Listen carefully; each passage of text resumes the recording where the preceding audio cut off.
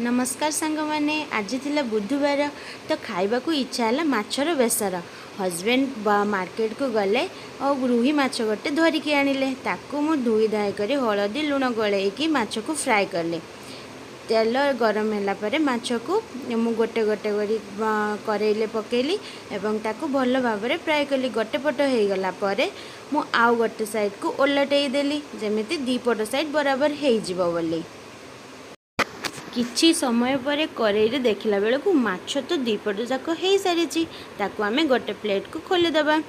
तापर आमे मसला तैयारी करबा किंतु मु भूली जाइथिली माछ फ्राए कर साला पर आलू भी फ्राए करिवार अछि तो सेते पई मु सेति तेल रे आलू को कट करिकि सेतिरे किछि लूण पकेइकि ताकू मु भल से फ्राए कर देली ताकू किछि समय पई ढांकुड़ी देली जेमिति आलू भल भाव में सिझी जिवो एवं भल भाव में फ्राए हो जिवो देखंतु मोर आलू एटी पूरा रेडी ताकू मो गोटे बाउल को खोली देली तापर आउ गोटे करेई बसैली सेतिरे किछि सोरिष तेल देली सोरिष तेल तातिला परे हल्का चीनी पकेली कलर उठिबा पई कलर उठी गला परे सेटे किछि तेजपत्र आ पियाज को मु पकेई देली एवं घांटिली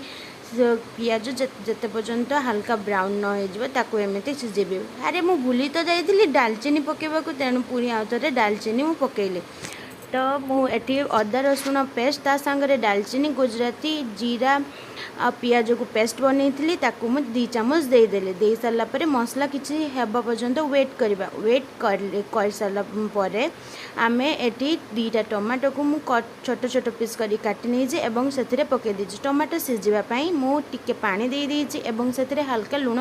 पकई देछि जेमिति टमाटो आउ मसला अनुसार मु लुण पकेली जेमिति मसला लुण बराबर से बेले मो टमाटो पूरा सिझिकी रेडी से किसी गरम मसला काश्मीर लाल मिर्च हलदी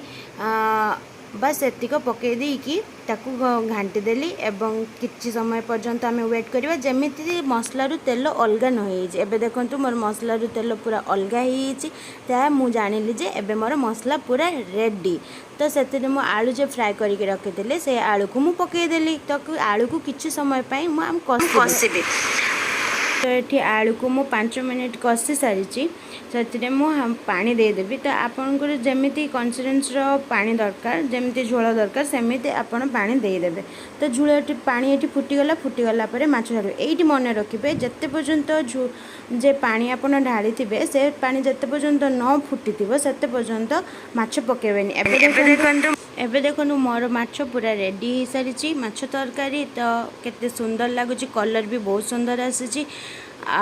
देखो मोर गोटी भी माछ भांगी ना तो आपण मानू केमती लगुच कमेंट सेक्शन जरूर कहे आ मोर वीडियो को लाइक सब्सक्राइब जरूर करेंगे थैंक यू।